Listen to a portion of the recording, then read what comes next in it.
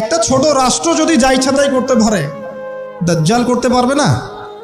তাই মনে হয়? এখন সে এভাবে বিশ্বটাকে শাসন করবে, আপনি যদি মেনে নেন তাহলে আপনি সমৃদ্ধি পাবেন, না মানলে আপনাকে দুর্ভিক্ষ দিয়ে দিবে। একটা কওমের পাশ দিয়ে যাবে, বলবে তোমরা কি বিশ্বাস করো যে আমি আল্লাহ? বলবে হ্যাঁ বিশ্বাস করি। ব্যাস এদেরকে সমৃদ্ধি, সোনা দানা হীরা জহরত যত খাজানা খনি আছে দিয়ে দিবে।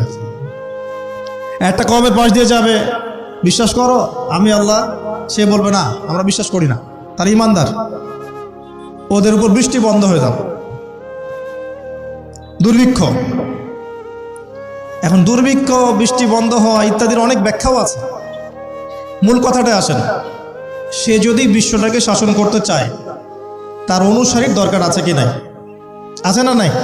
আচ্ছা, এবার একটু ভালো করে বোঝেন। মনে করেন আপনার নাম হচ্ছে আমাদের আব্দুল্লাহ ভাই, মনে করেন, বা আব্দুর রহমান, ঠিক আছে? আব্দুর রহমান ভাই আমাদের মনে করেন যে বিশ্বটাকে শাসন করতে চায়। তাহলে ভাই আপনি বলেন তো, এই বিশ্বের অর্থনীতি আপনার নিয়ন্ত্রণ করতে হবে কি না? হবে না? হবে না? না নিয়ন্ত্রণ করে কি আপনি বিশ্ব শাসন করতে পারবেন? আচ্ছা, আপনাকে বিশ্বের এই পুরো গ্লোবাল অ্যাফেয়ার্স, পলিটিক্যাল অ্যাফেয়ার্সগুলো নিয়ন্ত্রণ করতে হবে কি না? হবে কি হবে না? আচ্ছা, আপনাকে বিশ্বের মিডিয়াগুলো নিয়ন্ত্রণে রাখতে হবে কি না? হবে কি না? আপনাকে বিশ্বের বড় বড় অস্ত্রশস্ত্রগুলো নিজের করে মজুত করতে হবে কি না?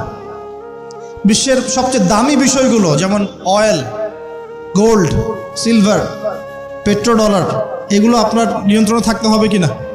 থাকতে হবে। আচ্ছা, বিশ্বের অর্থনীতি থেকে শুরু করে, রাজনীতি থেকে শুরু করে, সমরনীতি থেকে শুরু করে, মিডিয়া, প্রযুক্তি এগুলো আপনার নখদর্পণে থাকতে হবে কি না? তার মানে দাজ্জাল যদি বিশ্ব শাসন করতে চায় তাকে এই প্রত্যেকটা বিষয়কে নিয়ন্ত্রণ করতে হবেই। এখন আমার প্রশ্ন, সে কাদেরকে নিয়ে বিশ্ব শাসন করবে? উত্তরটা হাদিস থেকে নিয়ে নেবেন। নবী সাল্লাল্লাহু আলাইহি ওয়াসাল্লাম বলেছেন, সে ইহুদিদেরকে নিয়ে বিশ্ব শাসন করবে। মুসলমানদেরকে নিয়ে না, বৌদ্ধদেরকে নিয়ে না, খ্রিস্টানদেরকে নিয়ে না, অন্য কাউকে নিয়ে না। কাদেরকে নিয়ে? এমনকি ইস্পাহান যে শহরটার কথা এসেছে, ওই জায়গাটার থেকেও 70,000 ইহুদি তার সাথে যোগ দিবে। কত হাজার? আরও যোগ দিবে এক শ্রেণীর মেয়ে। এক শ্রেণীর মেয়ের কথা আসছে, যাদেরকে আপনি ঘরে রাখতে পারবেন না। তাদের বাবা, ভাই, স্বামী মিলেও ঘরে বেঁধে রাখতে পারবে না, ছুটে ওর সাথে যোগ দেবে। এক শ্রেণী হচ্ছে ইহুদিরা, এক শ্রেণী এরকম মেয়েরা, আর এক শ্রেণী হচ্ছে কিছু মোনাফেক, যার অন্তরে সামান্য পরিমাণ নেফাকিও থাকবে, সেও শেষে ওর সাথে গিয়ে যোগ দেবে। মূল যোগ দিবে কারা? তাহলে মূল বাহিনীটা কাদেরকে নিয়ে গঠিত বলেন? আচ্ছা, এখন আপনি আমাদেরকে বলেন, এবার আমার দিকে তাকান, ফোকাস করেন, এখান থেকে আমরা আস্তে আস্তে একটা কনক্লুশনে আসবো। দাজ্জালের ক্যারেক্টার বুঝেছেন, ওর ফাংশনটা কি সেটাও বুঝেছেন, কাদেরকে নিয়ে বিশ্ব শাসন করবে সেটাও জানলেন। এখন একটু লক্ষ্য করে দেখেন, আপনাকে আমি 2000 বছরের ইতিহাস এই 20 মিনিটে বলে শেষ করে দেব। কত হাজার বছর? 2000 বছর। ইহুদি কারা?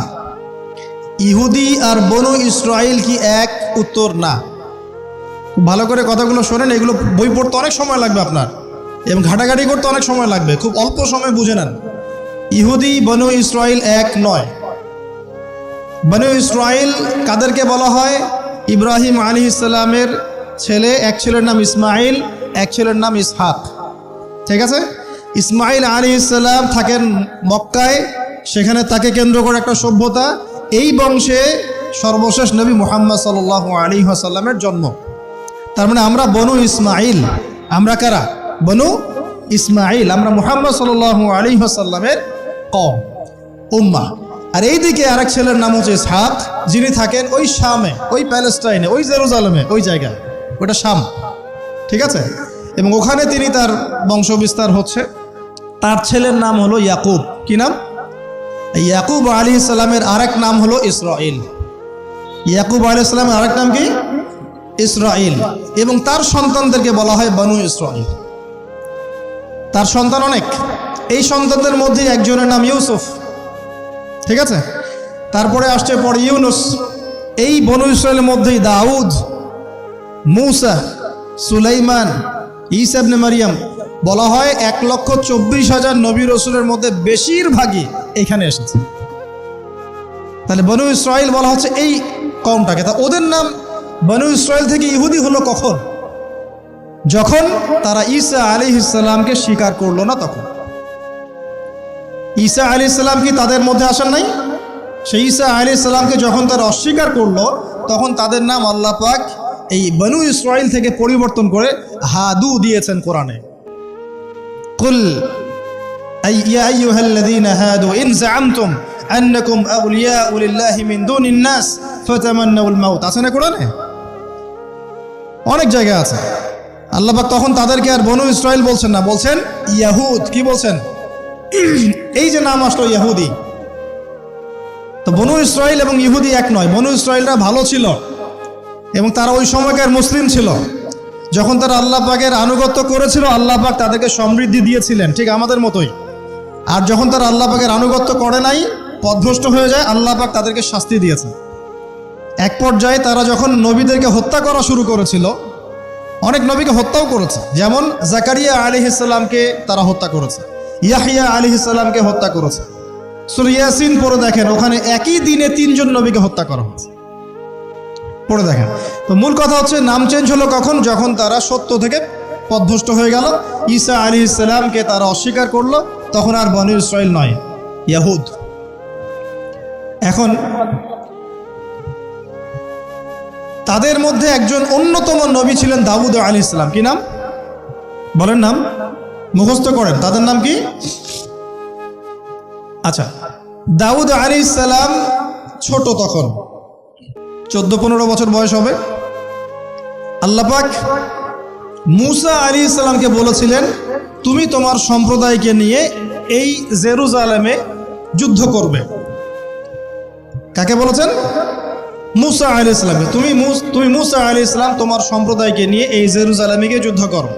ওখানে আমালেকা নামে একটা সম্প্রদায় আছে, এরা খুবই শক্তিশালী। তবে তোমরা যদি ইমানদার হও তোমরা এর উপর বিজয় লাভ করবে। এর আগ পর্যন্ত এরা কিন্তু ওখানে ঢুকতে পারে নাই। কথা বুঝতে পারছেন? আল্লাহ পাক শর্ত দিলেন, যদি যুদ্ধ করে জয় করতে পারো তাহলে তোমাদের এই জায়গাটা তোমাদের। তো মূসা আলাইহিস সালাম বললেন তার কওমকে, চলো যুদ্ধ করি।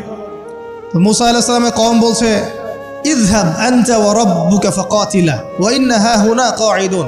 এই মূসা, তুমি যাও আর তোমার রব গিয়ে যুদ্ধ করো, আমরা এখানে বসে থাকলাম। কথা কি বুঝতে পারেন নাই?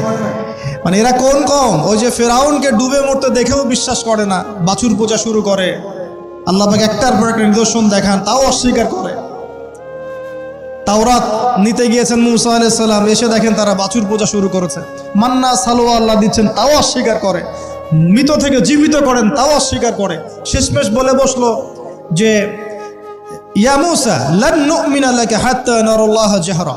হে মূসা, আমরা তোমার প্রতি বিশ্বাস করব না যতক্ষণ না আল্লাহকে সামনে দেখাচ্ছ আমাদের চোখ দিয়ে। এটা সেই জাত যে নবীদেরকে এত কষ্ট দিয়েছে। মূসা আলাইহিস সালাম যখন বললেন চলো, আল্লাহ পাক যুদ্ধের কথা বলেছেন, ওটা যুদ্ধ করে জয় করতে পারলে আমাদের হয়ে যাবে। তো বলছে ওখানে আমালেকা সম্প্রদায় আছে এত বড় শক্তিশালী, তুমি যাও, তোমার রব গিয়ে যুদ্ধ কর, আমরা এখানে বসে আছি।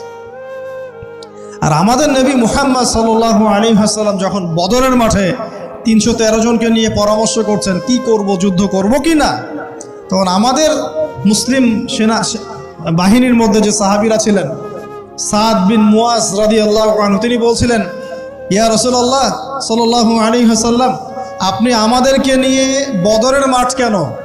যদি উত্তাল সাগরেও ঝাঁপ দিতে চান আমরা সেখানেও ঝাঁপ দিব বলেছেন। কত পার্থক্য, তাই না? তিনি বলছিলেন যে আমরা সেই কথা আপনাকে বলবো না যেই কথা মূসার কওম মূসাকে বলেছে, বরং আপনি যদি আদেশ করেন আমরা উত্তাল সাগরেও ঝাঁপ দিতে পারি। এমনি এমনি তো বদরের যুদ্ধ আসে নাই, বিজয় আসে নাই, এইসব ইমানের কারণে এসেছে। এখনো কি এই মাজলুম ভাইয়েরা উত্তাল সাগরে ঝাঁপ দেয় নাই? তারা তাই করছে। ওইদিকে আসছি আমি পরে, এই জায়গাটা একটু বোঝেন। তো যুদ্ধ তারা করলো না। যুদ্ধ করলো না।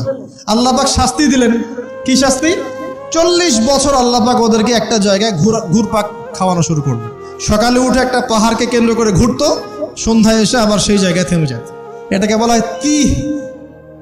তিহ উপত্যকার 40 বছরের শাস্তি। সূরা বাকারার মধ্যে দলিল আছে। এবার মূসা আলাইহিস সালামের জীবনটা শেষ, ওনার হায়াত শেষ, উনি চলে গেলেন আল্লাহর কাছে। পরবর্তীতে নবী হলেন ইউশা বিন নুন।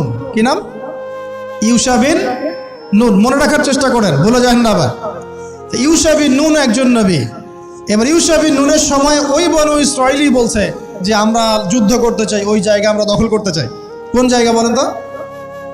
আমিন। এখন আসেন, কোন জায়গা ভাই? কোন জায়গা যুদ্ধ করতে চায়? আচ্ছা, জেরুজালেম নিয়ে এত কথা কেন জানেন? কারণ এই জায়গাটা শেষ জামানার সবচেয়ে ইম্পর্টেন্ট জায়গা। শেষ জামানার সবচেয়ে ইম্পর্টেন্ট জায়গা তিনটা, মুখস্থ করেন। কয়টা? এক হচ্ছে জেরুজালেম, দুই হচ্ছে মক্কা মদিনা, জানেন, আর 3 নাম্বার হচ্ছে কনস্ট্যান্টিনোপল। কনস্ট্যান্টিনোপল মানে কুস্তান্তনিয়া। কোথায় এটা? তুরস্কে। আরেকটা জায়গা আছে, এটাও অনেক বেশি ইম্পর্টেন্ট, সেটা হলো খোরাসান। সেটা কি? খোরাসান। এই 4টা জায়গার কথা মাথায় রাখবেন। পুরো বিশ্বের এই প্রেক্ষাপট এই 4টা জায়গাকে কেন্দ্র করে ঘুরতে থাকবে, এবং এর সেন্টার হার্ট হচ্ছে জেরুজালেম। কারণ কিয়ামত ততদিন পর্যন্ত হবে না যতদিন